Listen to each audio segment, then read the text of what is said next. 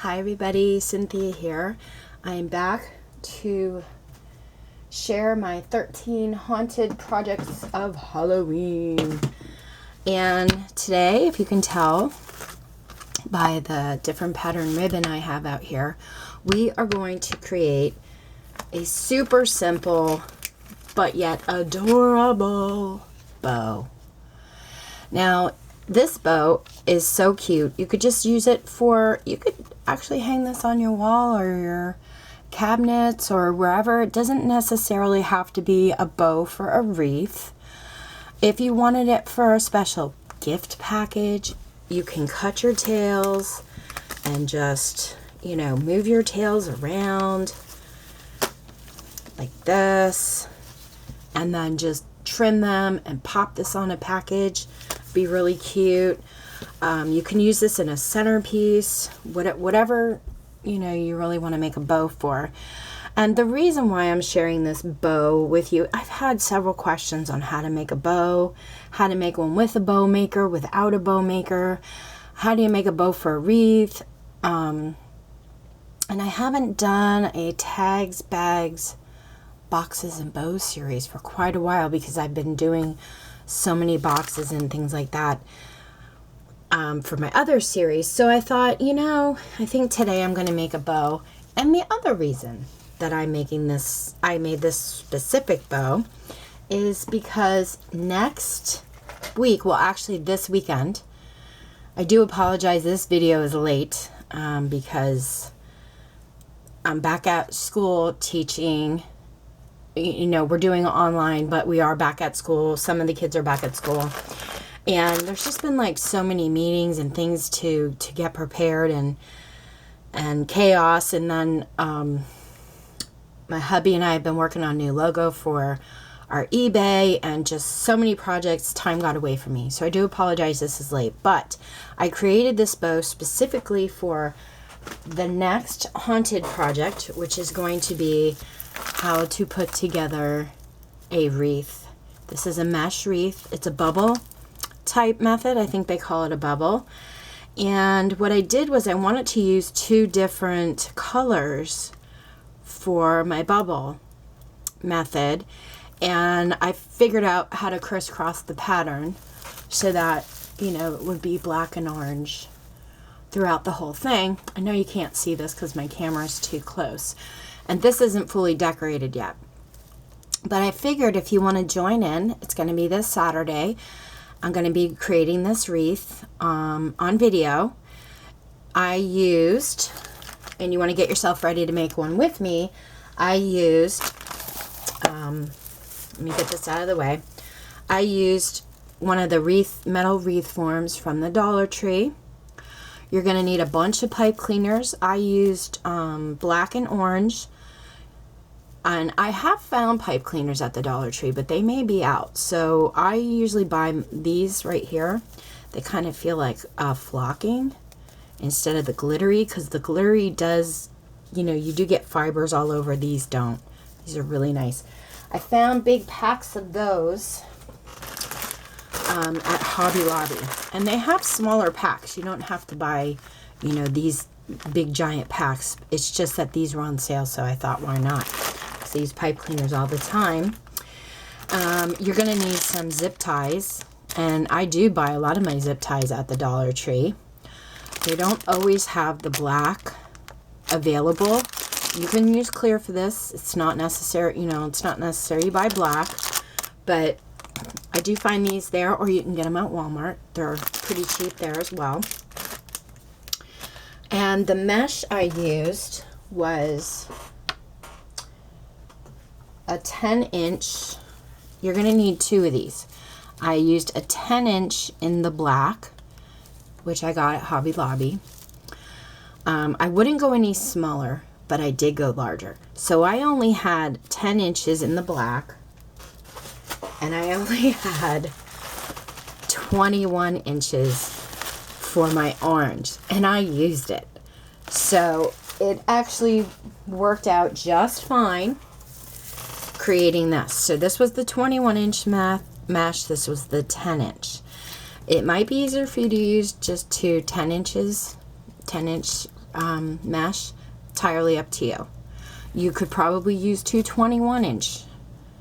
I wouldn't go any smaller than that though for this method because you don't want it to be too thin. And as you can see, my orange bubble is like super thick and nice and lush. And this one is still nice and thick and lush, but not as much as the orange. But it worked out. I wasn't sure if it was gonna, and it did. So if you only have 2 different sizes, that's okay too. It'll probably work, but I wouldn't go any smaller than the 10 inch. So you'll need that, and you know, you don't have to do a Halloween wreath. You can use any colors you want. I just used 2 different colors. And let me see, Dollar Tree wreath form, pipe cleaners, zip ties. We're gonna make the ribbon today. We're gonna make the bow today, and that way it's ready to just pop onto our wreath. And then your mesh.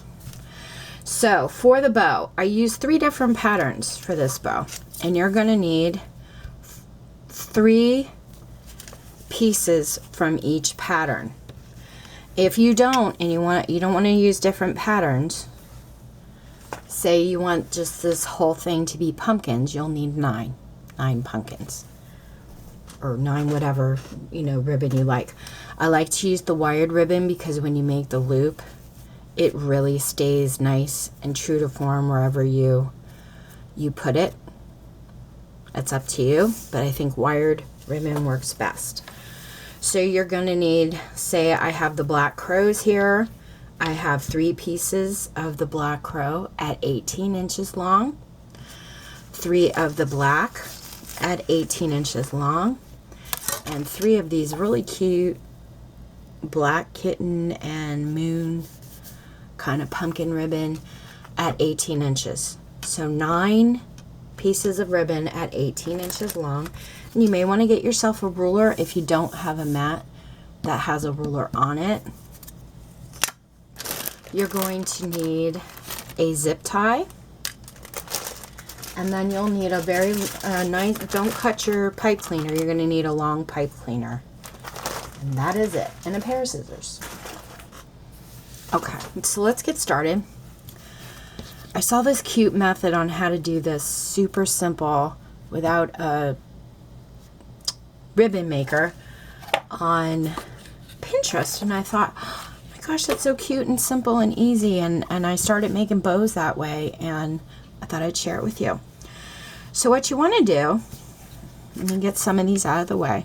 I'm going to start with my crow pattern here. And I'm going to start with my ruler because I don't think I can get you on here.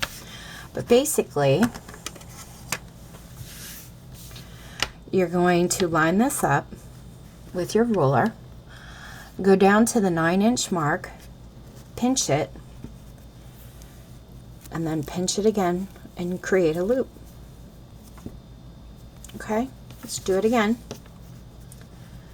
Go down to the 9-inch mark, pinch, create a loop, and pinch those together. Now that should basically leave you, if I flatten this out and I measure it, it should leave you with about a 4 to a 4.5 inch loop. And that's what we're aiming for with all of our loops, 4 to 4.5 inches. Your tail from the pinched part down should be approximately 7.5, maybe 8 inches. If you're a little off, that's okay too. We'll cut our banner pieces out of it. I call it banner pieces, but you guys know what I mean. So we have 1. You're gonna also take another piece and just hold it. You don't have to pinch it tight. But you're gonna line that up. Let me get my ruler back. Go to the 9-inch mark, pinch, create your loop, and add it to this one. And then what you can do is just check to make sure they're the same size. Kind of back them up together, put your fingers in there, make sure they're the same size, and then move them apart. I'm gonna do the same thing with the black. Go to 9 inches, pinch, and create my loop. I'm gonna go back to the crow pattern, go to 9 inches, pinch, create my loop. I'm gonna add that to the front part. You're basically just stacking your loops, checking to make sure they're pretty much all the same size, because you don't want a, you know, really big one in there. And in the front here, I think I'll add a black one. So go to the 9 inch, pinch, create my loop. I think I'll add that right here. Okay, now I'm gonna need an orange. Go to the 9 inch, pinch, and add that to the front. Okay, so you can see this is starting to come together. Now, also, when you create your bow, if you're gonna make it for your wreath, don't cut the length of any of these. You're going to want different lengths once you have it on your wreath, and I like to put it on my wreath and then trim it. I've trimmed it beforehand, got it on my wreath, and realized I trimmed too much. So that's just kind of like a heads up on that. You may want to not do that to yourself like I have. Put it on your wreath first and then trim. Unless you know specific, you know, measurements that you're using. Okay, I'm putting a black piece there. And I think I will go with orange next. 9 inch pinch.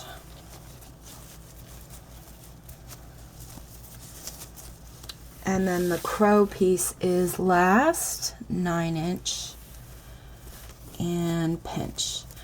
This is kind of a nice bow too, because your fingers don't really get that crampy. You're just pinching a little bit on the bottom here. You're not really. So all you're gonna do, super simple, take your zip tie, wrap it around that base where you have it pinched. I have my zip tie backwards. Let me try this again without letting anything go. You're holding it almost like a bouquet. I don't know if you've ever made a bouquet of flowers, but it kind of looks like that, right? Like a ribbon bouquet. And you want to pull that zip tie pretty nice and tight around that pinched area. Okay, we're going to give it a trim.